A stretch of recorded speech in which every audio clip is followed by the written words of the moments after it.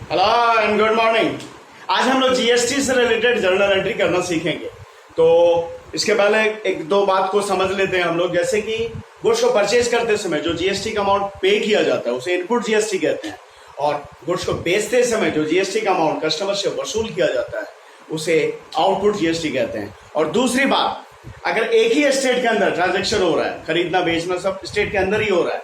Suppose मैं यहाँ बिहार में हूं तो बिहार में ही जो भी खरीद बिक्री हो रही है बिहार के अंदर ही हो रही है, तो वहां पे जो जीएसटी का अमाउंट है जो भी रहे 12% हो या 5% हो, तो वो दो बराबर भागों में बढ़ जाता है, सीजीएसटी एसजीएसटी। सपोज 12% है तो वो 12% जो जीएसटी है वो उसमें से 6% सीजीएसटी हो जाएगा और 6% एसजीएसटी हो जाएगा। पर अगर अंतरराज्यीय इंटर स्टेट ट्रांजेक्शन हो रहा है, खरीद बिक्री हो रही है, दो अलग अलग राज्यों के बीच हो रही है, सपोज बिहार का यूपी के साथ ट्रांजेक्शन हो रहा है, बिहार का पश्चिम वेस्ट बंगाल के साथ ट्रांजेक्शन हो रहा है, तो वहां पे वो तो उसे दो भागों में बराबर दो भागों में बांटने की जरूरत नहीं है।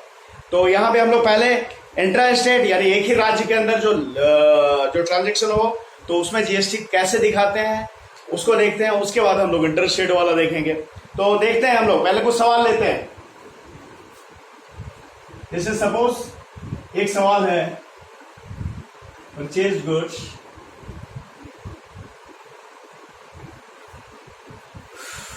From Jain brothers. Purchase goods from Jain brothers ₹40,000। यहाँ पे GST at the rate of 12%। तो जीएसटी है वो 12% की दर से। पहला एक सवाल। दूसरा, sold goods to Rajiv and sons ₹60,000, और यहां पे जीएसटी वही 12 एट द रेट ऑफ 12%। इसे मान लेते हैं कि ये जो हमारा परचेज सेल हो रहा है ये इंट्रा स्टेट हो रहा है, मतलब एक ही स्टेट के अंदर हो रहा है। तो परचेज एंड सेल्स यहां पे लिख देते हैं, purchase and sales are intra state, मतलब एक ही राज्य के अंदर खरीद बिक्री हो रही है। तो यहाँ पे मैंने अभी आपको बताया कि जीएसटी का अमाउंट जो भी रहेगा वो दो बराबर भागों में बढ़ जाएगा। 12% है तो 6% सीजीएसटी हो जाएगा और 6% एसजीएसटी हो जाएगा, या 5% रहता तो 2.5% हो जाता। तो ये जब ऐसा तब होगा, ऐसा दो बराबर भाग में तब बांटेंगे जब वो ट्रांजेक्शन एक ही स्टेट के अंदर हो रहा है। तो हम लोग देखते हैं, इसे हमने यही माना है कि एक ही स्टेट के अंदर ट्रांजेक्शन हो रहा है।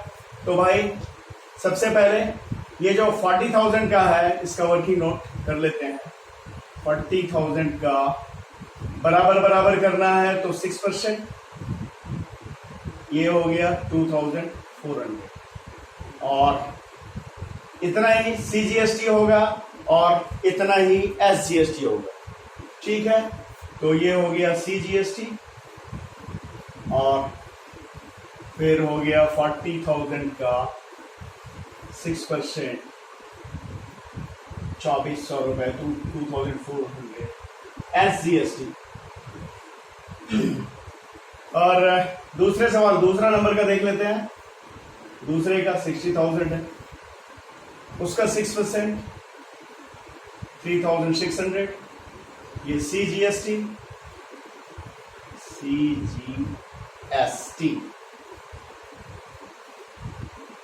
और फिर 60,000 का 6% 3,600 एसजीएसटी। ठीक है, तो ऊपर वाले का कितना हुआ, वो जो 40,000 का 1200 से वो 4,800 को दो भागों में बांट दिया, सीजीएसटी एसजीएसटी, मतलब सीजीएसटी हो गया 2,400 और एसजीएसटी भी 2,400। उसी तरह दूसरे सवाल में 60,000 जिसका 12% होता तो कितना होता 7,200, उसे दो बराबर भागों में बांटो तो 3,600 सीजीएसटी 3600 SGST। अब इसका हम लोग देखते हैं जर्नल एंट्री, पहले वाले सवाल का। आपको पता है कि आपको जो भी जर्नल एंट्रीज करना है वो फॉर्मेट के अंदर करना है। फॉर्मेट के बारे में मैंने पीछे के वीडियो में बताया है, तो अगर आप लोगों ने देखा नहीं है तो उसे देखिए और फॉर्मेट कैसे बनता है फॉर्मेट जर्नल का उसे समझ लीजिए। तो देखते हैं। तो पहला सवाल, जैसे कि परचेज किया हमने, तो purchases account debit, purchases account debit कितना, तो ये 40,000, ये 40,000 का परचेज है। अब यहां पे इनपुट, अभी मैंने शुरू में ही बताया था आपको कि खरीदते समय जो जीएसटी अमाउंट पे करते हैं वो इनपुट जीएसटी है, और बेचते समय जो कस्टमर से जीएसटी का अमाउंट कलेक्ट करते हैं, वसूल करते हैं, उसे हम आउटपुट जीएसटी कहते हैं। तो इनपुट सी जीएसटी, क्योंकि यहाँ पे इंट्रास्टेट है, एक ही राज्य के अंदर परचेज और सेल है, ट्रांजैक्शन है, तो जीएसटी का अमाउंट दो बराबर बराबर भागों में बंटेगा। तो कितना हो गया, सी जीएसटी 2400 और input S GST account debit ये हो गया 2400। टू कौन है, पार्टी कौन है, Jain brothers. To Jain brothers account कितने हो गए, 44,800, 44,800 रुपए। तो ये पहला एंट्री हो गया। being goods purchased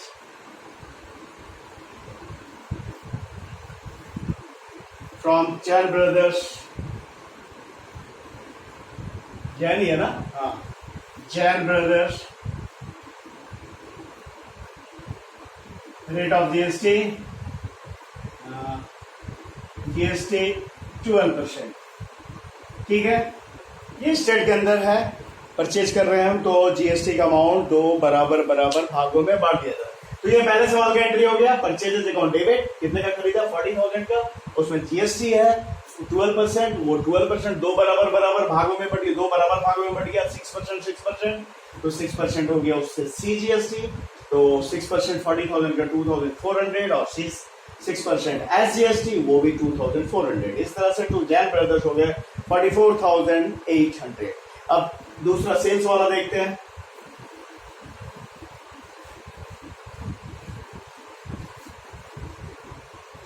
सेल्स में किसे बेच रहे हैं, राजीव एंड सन्स को। तो एंट्री क्या हो जाएगा, Rajiv and sons account debit to sales account. कितना बेचा है उससे, कितने का बेचा है गुड्स, 60,000 का, 60,000 टू बेचते समय, खरीदते समय जो जीएसटी का अमाउंट पे करते हैं उसे इनपुट जीएसटी, और बेचते समय जो जीएसटी का अमाउंट कलेक्ट करते हैं उसे वसूल करते हैं, उसे हम आउटपुट जीएसटी। तो आउटपुट सी जीएसटी कितना, तो 3,600 टू आउटपुट एस जीएसटी 3,600। ये हो गया। और टोटल मिलाकर राजीव एंड सन्स में कितना गया, तो 67,200। इस तरह एंट्री हो गया, Rajiv and sons account debit 67,200 to sales account 60,000 to output CGST account 3,600 to output SGST 3,600। Being good sold to Rajiv, narration हो जाएगा being good sold to Rajiv and sons, जो भी है, जीएसटी 12%। ये इंट्रा स्टेट है, मतलब एक ही स्टेट के अंदर जो है खरीद बिक्री दोनों हो रहा है, ट्रांजेक्शन जो भी हो रहा है राज्य के अंदर ही हो रहा है, राज्य से बाहर नहीं हो रहा है। अब इसमें हम लोग देखते हैं कि जो वापस किया गया माल, मतलब खरीदा हुआ माल हमने जो खरीदा है उसमें से कुछ वापस कर दिया, तो फिर वहां पे जीएसटी को कैसे ट्रीट करते हैं। और इसी तरह बेचा हुआ माल जब हमारे पास वापस आ गया तो उसके लिए उससे क्या ट्रीटमेंट करते हैं जीएसटी के लिए। तो पहले सवाल लेते हैं उसका, इसी से रिलेटेड सवाल लेंगे जिससे कि समझ में आपको ज्यादा अच्छी तरीके से आए। तो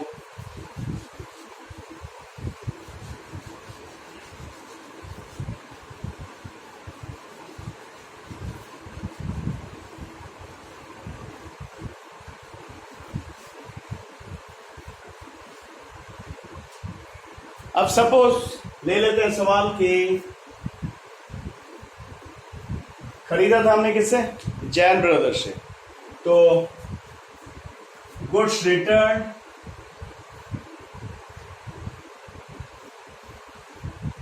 to Jain brother rupees 2000।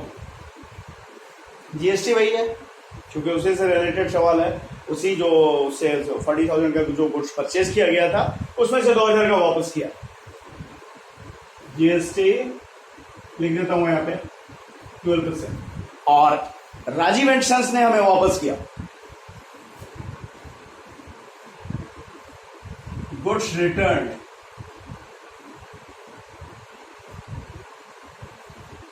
Bye Rajiv and sons rupees 5,000, GST 12%। एक परचेज रिटर्न है, एक सेल्स रिटर्न है। तो यहाँ पे देखते हैं क्या करेंगे, कैसे करेंगे। परचेज रिटर्न का तो एंट्री आपको ऑलरेडी पता है, पर जीएसटी को उसमें कैसे एडजस्ट करेंगे, कैसे एंट्री करेंगे जीएसटी का उसके साथ में, वो देखते हैं।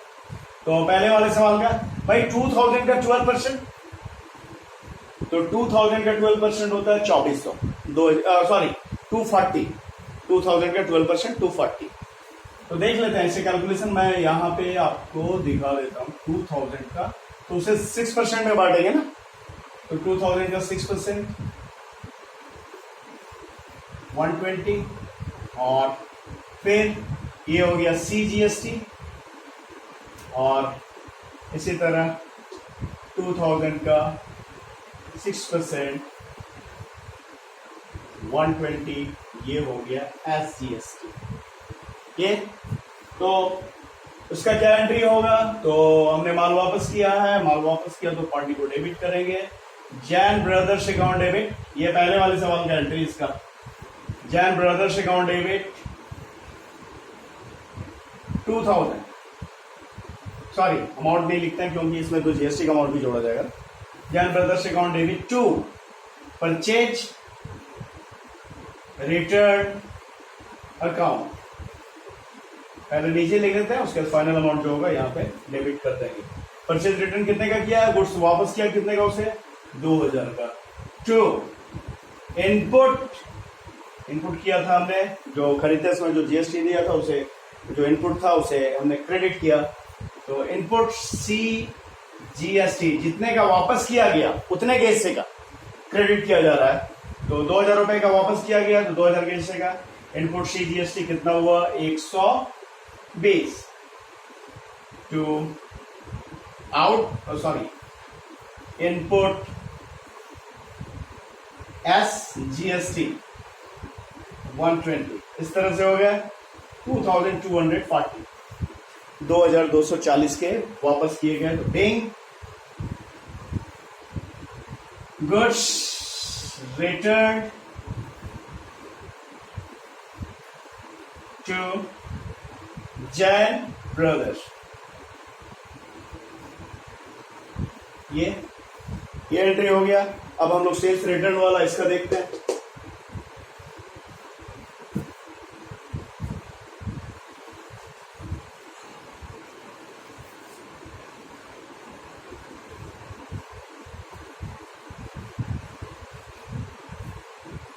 तो यहां पे सेकंड में क्या है, कितने का है, राजीव एंड सन्स ने हमें वापस किया 5,000 का कुछ।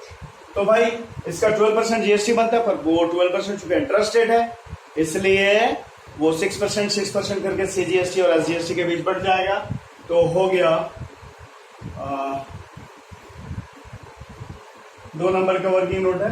तो 5,000 का 6%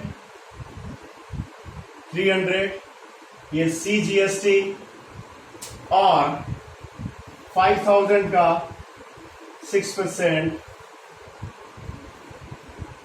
हो गया 300 SGST। ठीक है, तो 300 रुपये CGST, 300 रुपये SGST, जो माल वापस हमें मिल रहा है उसमें। तो यहां पे जो एंट्री करेंगे, sales return account debit, sales return account debit. तो कितना सेल्स रिटर्न हुआ है? 5,000 का।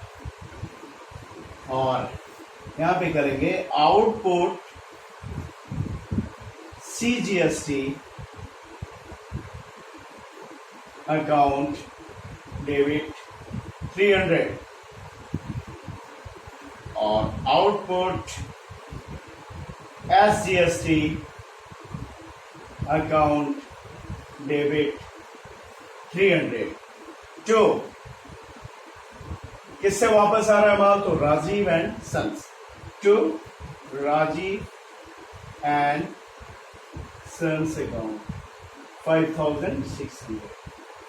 ये एंट्री हो गया बीइंग गुड्स रिटर्न्ड बाय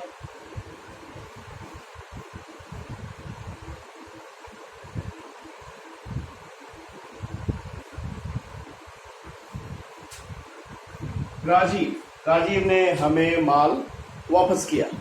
ये हो गया।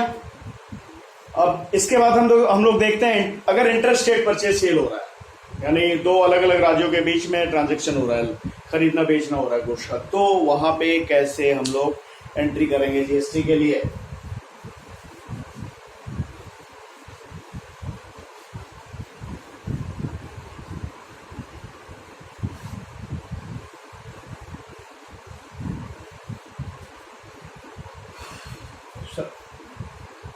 दो सवाल लेते हैं। मान लिया पहला सवाल है, purchase goods from Manish trader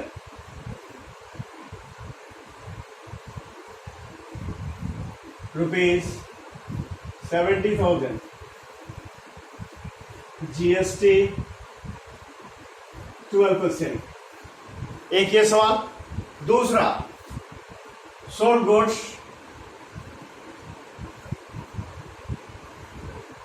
to Rohan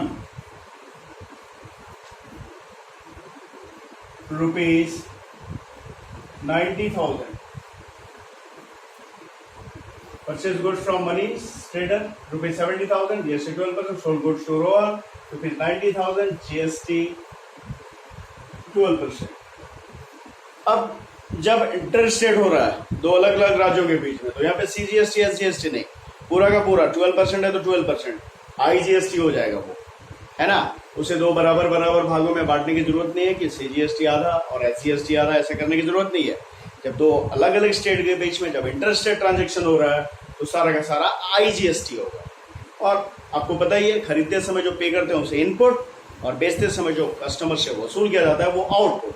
तो ये वहां पे जो इंटर स्टेट हो रहा था, जब जो एक ही राज्य के अंदर हो रहा था ट्रांजेक्शन, इसके पहले जो हमने एंट्री किया वहां पे इनपुट CGST और इनपुट SGST, यहाँ पे इनपुट CGST SGST हो रहा था, वहां पे इनपुट CGST इनपुट SGST बराबर बढ़ जा रहे थे। पर यहाँ पे सीधा जो भी होगा वो इनपुट IGST हो जाएगा। उसी तरह सेल्स में वहां पे आउटपुट CGST आउटपुट SGST होता था अगर इंट्रा स्टेट हो रहा है, एक ही स्टेट के अंदर हो रहा है तो। पर यहाँ पे सारा का सारा आउटपुट IGST हुआ। देखते हैं एंट्री में।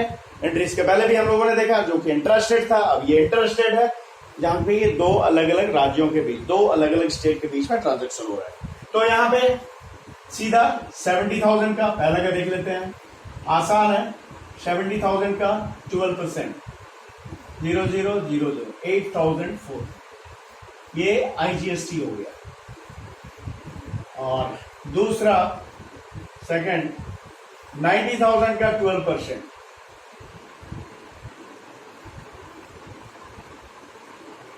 10,800, ये IGST। अब इसे जो एंट्री करेंगे तो पहले वाले का एंट्री परचेजेज अकाउंट डेबिट कितने का गुड्स है? तो 70,000 का। इनपुट CGST, और सॉरी यहां पे तो CGST SGST में बढ़ना ही नहीं है सर, चूंकि इंटरेस्ट रेट है, तो सारा का सारा इनपुट IGST। खरीदते समय जो पे करते हैं GST वो इनपुट, और बेचते समय जो कस्टमर से वसूलते हैं GST वो आउटपुट। तो 8,400। जो कौन है? तो मनीष ट्रेडर्स।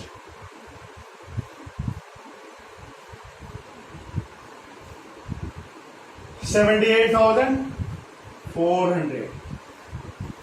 ठीक है। दूसरा नरेशन मैं नहीं लिख रहा हूं, नरेशन आपको पता है। तो और दूसरा जो है sold goods to Rohan, second. तो रोहन से अकाउंट डेबिट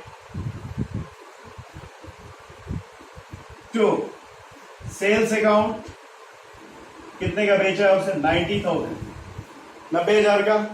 टू यहां पे सेल्स के टाइम में जो GST है वो आउटपुट, और आउटपुट IGST 10,800, मिलाकर हो गए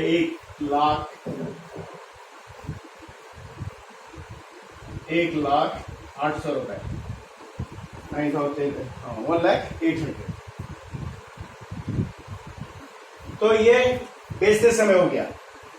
ठीक है, तो ये आपका GST से रिलेटेड एंट्री सारा था, जिससे कि मैंने बताने की कोशिश की, और उम्मीद है कि आपको समझ में आया होगा। तो याद रखना है कि अगर एक ही स्टेट के अंदर इंट्रा स्टेट ट्रांजैक्शन है तो वहां पे GST का जो भी परसेंटेज है वो 2 बराबर भागों में बढ़ जाता है। जैसे 12% अगर GST लग रहा है तो वो 6% CGST, 6% SGST हो जाएगा, या 5% लग रहा है GST तो वो 2.5%, 2.5% CGST, 2.5% SGST हो जाएगा, ऐसे हो जाएगा। पर अगर दो अलग अलग स्टेट के बीच में है ट्रांजैक्शन तो वहां पे सारा का सारा IGST होगा। 12% है तो 12% IGST, 5% है तो 5% IGST, और खरीदते समय जो पे करते हैं वहां पे इनपुट होता है, तो इनपुट GST होता है वो, चाहे वो इनपुट IGST हो, या इनपुट CGST हो, या इनपुट SGST हो। इसी तरह बेचते समय जो GST होता है वो आउटपुट होता है, तो आउटपुट CGST भी हो, या वो आउटपुट SGST हो, या आउटपुट IGST हो। तो इसके पहले जो हमने बताया अभी आपको वो इंट्रा स्टेट था, मतलब एक ही स्टेट के अंतर्गत ट्रांजैक्शन, एक ही स्टेट के अंदर ट्रांजैक्शन, और ये जो अभी बताया अगर 2 अलग अलग स्टेट के बीच में ट्रांजैक्शन है तो वहां पे इस तरह से जर्नल एंट्री करेंगे। तो आज के इस वीडियो में इतना ही। उम्मीद है आपको हमारे वीडियो पसंद आ रहे हैं, और अगर यदि ऐसा है तो आप हमारे वीडियोस को लाइक करना, चैनल को सब्सक्राइब करना, और बेल बटन को प्रेस करना बिल्कुल नहीं भूलेंगे। Thank you very much.